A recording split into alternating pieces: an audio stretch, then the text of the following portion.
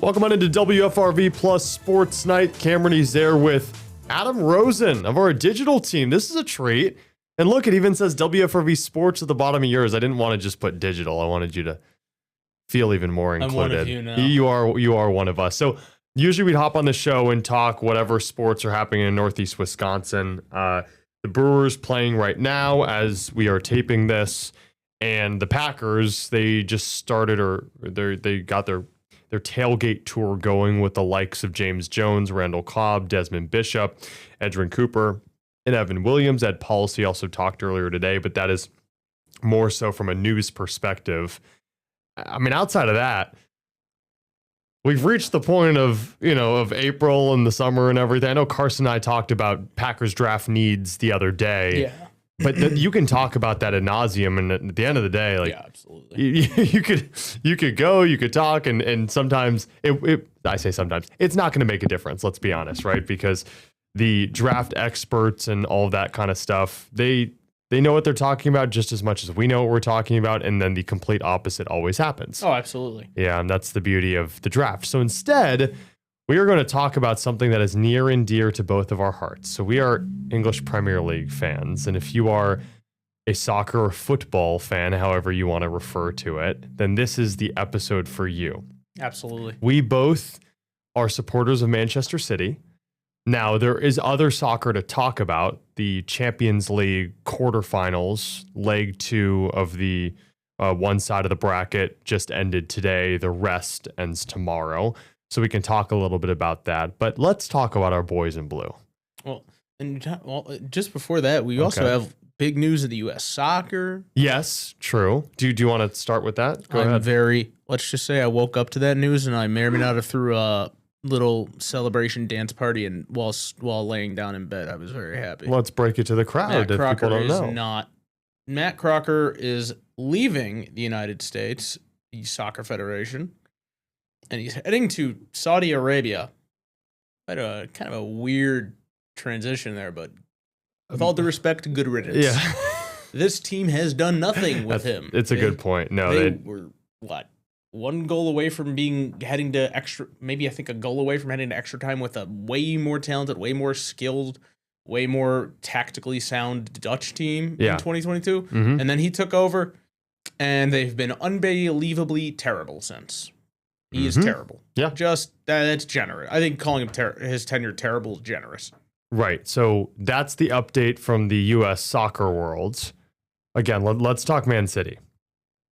What are your thoughts on where they're at the title race right now? Game in hand, still have to play Arsenal, and 6 points back. For those who want to look up what the standings are and everything, again, there's no playoffs in Premier League soccer or even European soccer. Whoever wins at the end of what you would call the regular season ultimately wins the Premier League. So give me your thoughts on where City stands. I mean, this could not have ended up more perfectly for them right now. That game in hand, they'll still have it after this weekend because they're playing Arsenal on Sunday at 10:30 in the morning. It was 10:30 local time. What would that be? I almost said 16:30. 4:30 p.m. in Manchester, because they're in at the Etihad this weekend. I mean, it's the perfect setup for them. Arsenal's got a big match tomorrow night. Believe is it Sporting? They're still against. I think they have Sporting.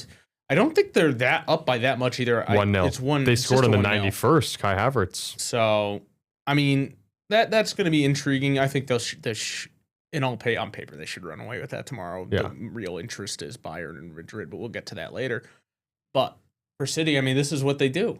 We know this. A lot of the time, they'll have a weird mid-season, really annoying late first half of the season, and then they'll just, out of nowhere, turn it up. We saw that in 2023. Arsenal was like, I don't want to say they were running away with the league, but they were kind of getting to that point, and then all of a sudden they did what Arsenal does. As we call it in meme culture, football heritage. Arsenal choking. Yes, bottling it. There you go. That's the better way. Yeah. Arsenal bottle job history. It's just heritage at this point. Yeah, and again, if you're not familiar with the Premier League soccer world, I would implore you to become familiar with it. It is so much fun. If you're a fan of soccer in general and you can't really get on the MLS bandwagon, whatever that looks like, I'm telling you, yes, sometimes the games are way too early, but a good amount of the time you can catch at least your favorite players or your favorite teams in different competitions at any time. Absolutely. And we are very fortunate that we support a team that won, 4 titles in a row in 6 of 7 years. And even more in the 10 years before that too. Yeah. And so how English, soccer works, or English Premier League soccer, soccer in England, how that works is there are different competitions. There's the Premier League with the top 20 teams. That's the top flight. And there are leagues under that.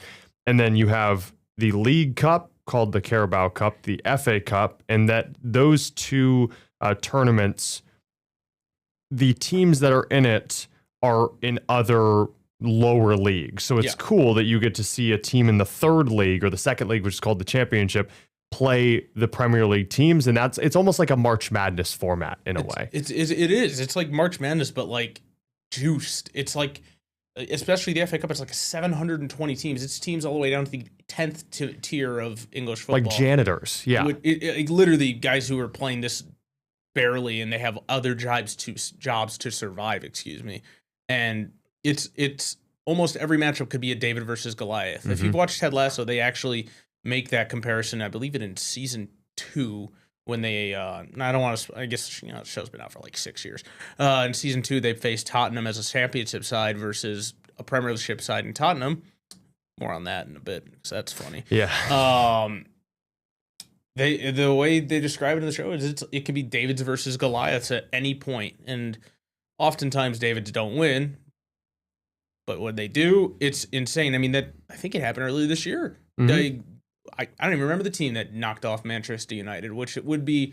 It was a third league team, I think. It was something like that. It would be as if like if there were 25 seed knocked off a number 1 seed. Yes, which obviously doesn't exist, but you get the point. It's crazy. And it's cities. That's the coolest part. Is it's not like you're representing your school. Like these are actually townships or cities, or I think it's just one of the coolest things ever. And Manchester City just won the Carabao Cup, beating Arsenal.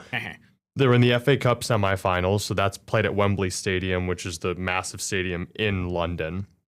And they are second in the Premier League, 6 points back. And now how it works is if you win, you get 3 points. You draw, you get 1. No points if you lose. Arsenal's played 32 matches and City's played 31, which means out of the 38 total, they have a game in hand to then match Arsenal's 32. And they actually, like you mentioned, play Arsenal next weekend. Manchester City is out of the Champions League. Arsenal's still in it. And if they win against Sporting tomorrow, which is a team in Portugal, yes, then if they win, they go to the Champions League semifinals. And what the Champions League is the top teams in each league all over Europe. And then it becomes a March Madness bracket. So it's the best of the best of the best. So you wouldn't normally see a team in Spain play a team in England, but in this case, the best teams in Spain, like the Real Madrids and Barcelonas, would play the Manchester City, Manchester United, Arsenal, Liverpools, and of that sort. So City, I think, is in a great position because, yes, it's a bummer you're out of the Champions League, but let's be honest, I don't think Arsenal's winning the Champions League either. Bayern looks good. Real looks good. I don't have much trust in Atletico, even though they just took Barcelona out.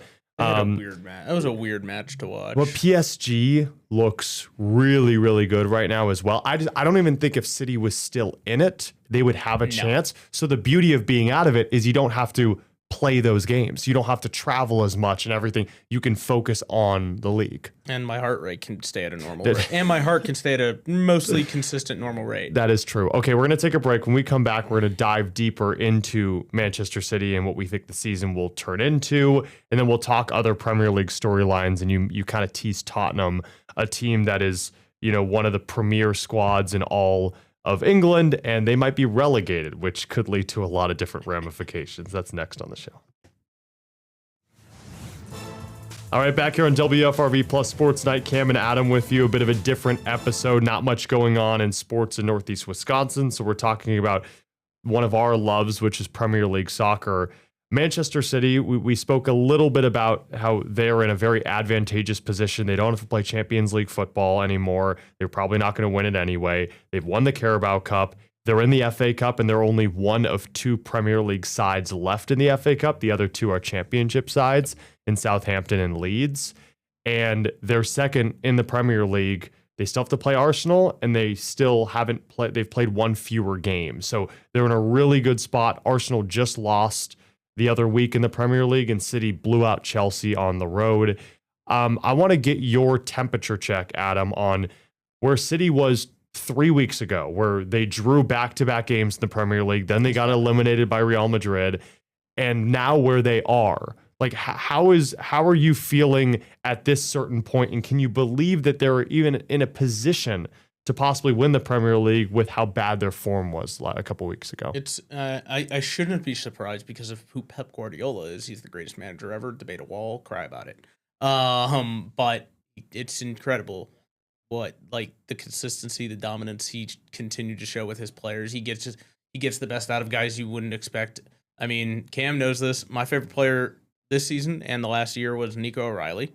He's one of the youth academy products. So if you don't know what that is, it's picture minor league baseball, but they've been signing these players since they were like actually children. Like 8. It's a little, if you don't understand it, it's a little weird and kind of concerning, but it makes more sense once you understand it. So he's a boyhood blue, literally a boyhood blue. And I just fell in love watching him play when he was like a dominant, playing really well for the second tier youth academy level. And all of a sudden, I had a friend who texted me, like, every time he scores, and I have a Twitter group chat full of City fans that I go crazy. I literally I only pop in there just to scream Nico. And one of them responded to me saying, this is like, and if you know, I have Nico O'Reilly enthusiast all over me.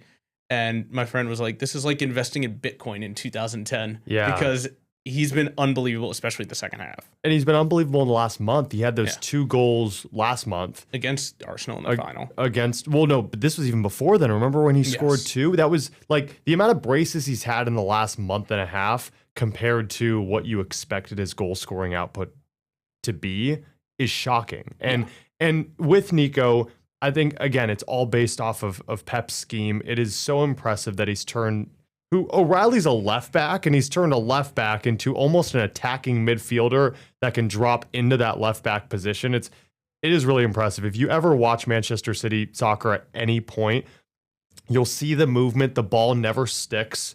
I saw on a podcast or something, one of the players was saying that Pep Guardiola, who's the manager, and he was manager at Barcelona and other big clubs, he hates if the ball's passed to your feet, you just turn. You kind of let the ball glide in the direction of where you're going. Instead, at City, what they do is if the ball is at your feet, and let's say your back is to the goal, instead of letting the ball continue to go and kind of turning, so now you've got that positive momentum toward the goal, you pass it. And it becomes, it's the craziest version and brand of football you've ever seen, where it is just foot to foot to foot to foot, and you can barely, I feel bad for the commentators having to say, Diaz, Rodri, Nuna, they have to constantly, because it's always, the ball's always moving. Well, it's tiki-taka. It's called tiki-taka, and he took it from, also, they mentioned this in Ted Lasso, he took it from Johan, I'm going to butcher this, Johan Cruyff, who invented it when he was playing it for the Dutch in the World Cup. He took it to Barcelona. Pep helped him as a player make it great, and then he made it even greater at Barcelona.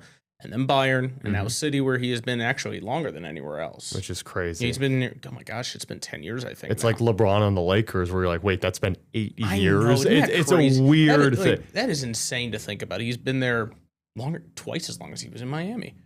Almost, I mean, he's been there longer than his first stint in Cleveland. Yeah.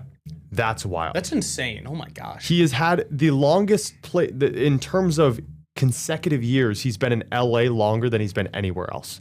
And same with Pep. That's it. I know, right? That's horrifying. He was in Cleveland for 7, Miami for 4, Cleveland for 4, and then LA for 8. I think it is. Yeah. Crazy. Beside the point, I wanted to ask you about key players on this team, because if anyone is watching this and wants to get into Premier League soccer, you mentioned Nico O'Reilly, sure.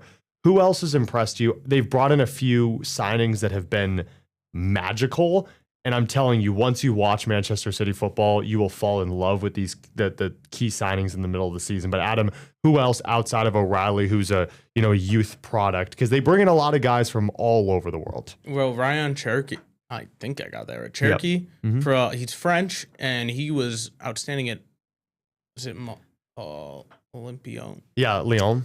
Yeah, thank you. Olympic Lyon. He was fantastic there. He's got one of the best crossing in the sport worldwide. They got him for what, 30 million? Yeah, wasn't. I mean, if we say it's not that much, but that to be a transfer fee is wild. That's roughly a lot of money. But yes. in that fee with his quality versus what you saw for, let's be blunt, guys who are not nearly as good, or at least not performing nearly at even 10% of the rate he is, it's like they committed highway robbery. Yeah. So, I mean, he's been phenomenal. You've got, of course, you don't have to say anything about if you know the name Erling Haaland. If you don't know, some people might recognize that name solely because if you don't know, 4 years ago, City was playing here in a preseason friendly. That was actually, I believe it was Haaland's first game with the club too. And he scored the goal, the only goal of the match. And then immediately they went under another 45-minute thunder and lightning delay. I remember because it was the first time I'd ever been in Green Bay. Which is so cool. And yeah, now Lambeau Field is making it, at least Ed Policy said, just to bring in more revenue. They want, a sporting event, which in this case will be Wisconsin taking on Notre Dame. In football, they want a concert or some kind of entertainment venue, or to be an entertainment venue for a few days. Luke Combs is performing. So yeah, I mean, that's Erling Haaland has done things with this club, and the stats, or he just had his 12th hat trick with, it's ridiculous. The stats that he is breaking, if you had to look up all the historical stats in City history and Premier League history, he pretty much is at the top of all of them. He's been with the club for 4 years, which 4 years is also wild to say.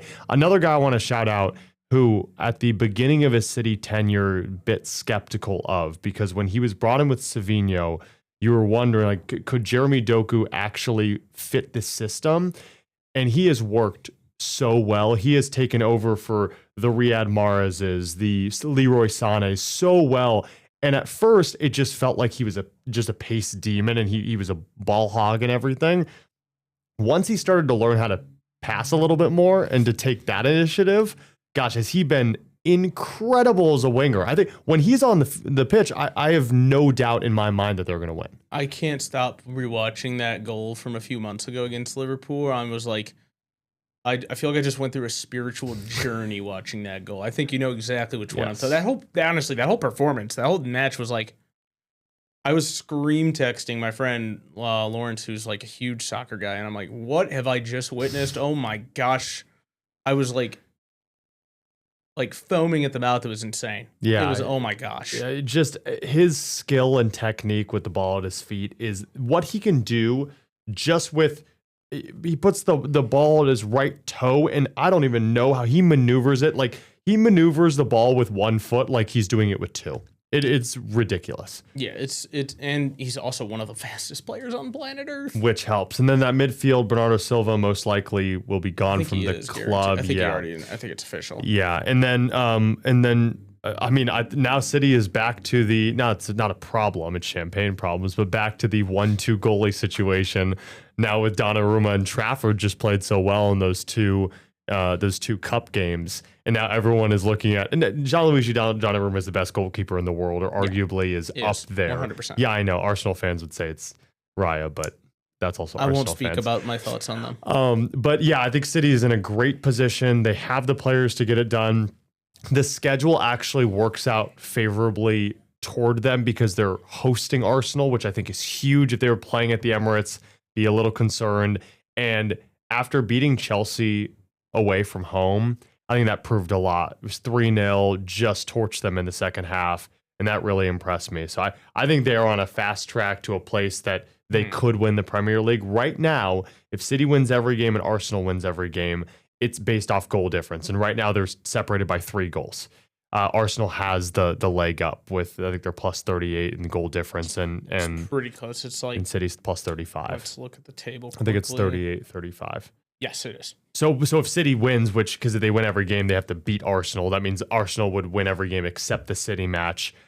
Yeah, goal difference is going to be huge, and that's another thing that is so much fun is you don't have to wait for like the NBA with 2-month playoffs. Right now, this feels like the playoffs. Oh yeah, it's so cool. Now let's get to the relegation zone after this break, because I think this is a part of European soccer that a lot of people will love if they're watching this episode of WFRV Plus Sports Night and you want to get into European soccer. you'll love this specific, I don't even know how to describe it, this very... Anti-tanking measure. Yeah, I actually love that. Okay, we're going to talk more next on the other side. All right, let's wrap things up here on WFRV Plus Sports Night. Adam Rosen, you want to do the honors and explain what the relegation zone is? So, the bottom 3 teams in the Premier League. So, let's go with this. The top 4 are the Champions, or actually, I think this year it's top 5 are Champions League contenders. Make the Champions League. Number 6 gets Europa this year. The bottom 3. So imagine I'm sorry to the 10 Jets fans that live in this town, probably. So if you're like the New York Jets, the Cleveland Browns, and the Raiders, I guess. Yeah. You guys are in this range most of the time. I shouldn't be talking. I'm a Bears fan. We've been terrible for like my entire life, except for last year. But this is like if you are tanking or just terrible, you don't get rewarded with a draft pick. You don't get rewarded with anything fun. You get rewarded with you're down to the 2nd division. You play lesser teams, but you lose a ton of money. Mm-hmm. You lose a ton of players who aren't going to want to play for a 2nd-tier team at all because your team, it kills team. It breaks teams up. An example is Leicester City, who won the 2016 Prem, maybe the greatest story in all of Premier League soccer. Probably arguably sports. They get relegated because they were in that 18 to 20 zone, the fewest amount of points that they garnered over the year out of the 20 teams. And now they might get relegated to the 2nd league, not even the EFL Championship, which is the league under the Premier League, because that's how it works. If is there 5 total leagues or 4? There's 4 in the EFL, and I think there's 10 total, though. But let's say 4 in the EFL. If you are the bottom 3 teams in any of those, it's like a ladder. You drop a peg. So how it works in the championship is if you're the top 2, you get promoted, but the 3rd team is determined based off a playoff, almost like it's the play-in tournament, 3 through 6. Then 3 plays 6, 4 plays 5, and then whoever wins that kind of bracket play-in tournament is the 3rd team to then get promoted. But to promote 3 teams means you got to relegate 3 teams. And Adam, right now, one of the crown jewel teams, you could say, of the Premier League. And they've never been relegated. They might get relegated. It's kind of funny, I can't lie. So there are 6 teams that have never been relegated. I think it's 6. It's Arsenal, United, Liverpool, Chelsea, Everton, and Tottenham might break that. Yeah. Tottenham Hotspur. You may know that name because NFL teams play there every year. Yep. And it's got heated seats. It's this gorgeous, state-of-the-art, insane stadium that might be playing in the 2nd tier of English football. And it's crazy because Everton, one of those teams, almost got relegated both last year and the year before. They avoided it like on the last day. The last day, that was 2 years ago. Last year was a little less fishy, what it was, 15th or 16th. But, and again, if you get relegated, you lose out on a lot of TV revenue. Fans might not want to show up. You lose out on, so much. And you might say, well, because how player contracts work, it's a little different, right? You're still owned by the club, but if you don't have enough money, you got to start selling players because that's how it works. So if you don't have all this revenue, it's similar to if an NBA team, if they took the NBA and the G League, and what they did was the bottom 3 teams in the NBA were relegated and the top 3 in the G League were promoted. You might say, oh, well, then all of the NBA players on those 3 teams would then try to sign with a different team. And yes, that's the case, but it's even worse in English soccer because these guys might not just want to go to the Premier League. They have how many teams to choose? They could go to Spain, France. Thousands. There's thousands. So you'll lose everyone.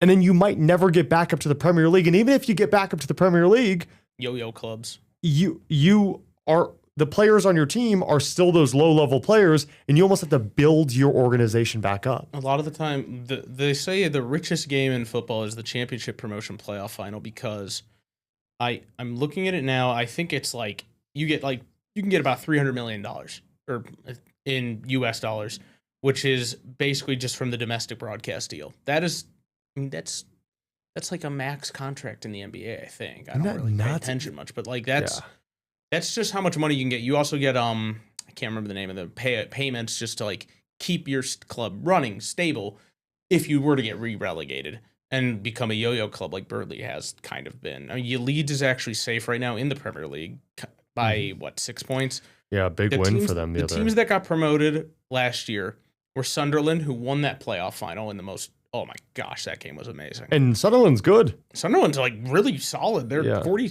They're at 40. They're sitting at 10th right now. Great. That is 16 points clear of the relegation. Brentford place. I think if they win one more, I think they're actually guaranteed safety. Wow. Yeah, they would be. Burnley's gone unless they went out basically. Wolves had like the worst start like ever, and they're obviously out. And I've been thinking. I mean, I feel like everyone who watches the sport has been like, will they get relegated this year? Somehow they didn't. Will they get relegated this year? Somehow they didn't. And now they will. Yes. It kind of stinks because I actually really feel bad. I actually know someone who, poor guy, was born and raised in Detroit, grew up a Detroit sports fan, and then he chose to be a Wolves fan. That's a brutal, brutal life. Now, what's cool is next season, because of how much Coventry City is absolutely blowing away the EFL Championship, they have won that league title, which means they're automatically promoted. And their manager is Frank Lampard, one of the best Premier League players of all time. And I think the cool story is there's a couple of other teams that are really close to so the top two teams in that league, they go up, guaranteed. And then there's a playoff semis, and then there's the playoff final I was referring to that also goes at Wembley. There's 4 teams that go to those semis. They play, I believe it's 2 legs. So which is 1 home, 1 away. Winners of those most on goals aggregate, go to that. So there's a couple, I think there's 6 teams facing kind of like in the big running for that. Derby County, Hull City, Middlesbrough, Southampton, Millwall, and one you might know because of a TV show with everyone's favorite Green Lantern actor, Ryan Reynolds, and Rob McElhenney from, I believe, It's Always Sunny. Wrexham. One of I believe the 3rd oldest club on planet Earth. Something like that. And you got a minute, Adam. You got to describe this. So they play in a tiny stadium. They play in Wales, I believe, and they are in the hunt to get promoted for like the 4th straight year. Yeah, it's crazy. It's ridiculous, and for them to have a TV show, it's really something out of a TV show, and they have a TV show for it. It's insane. Which is so cool. It's called like Welcome to Wrexham. Stuff I do in FIFA all the time. Yeah. Well, we're going to have to close it there, but I hope you got some insight on European soccer, on soccer in England, and you become a fan. And for our sake, please become a fan of Manchester City. That's Adam. I'm Cam. Thanks for tuning in. We'll see you next time.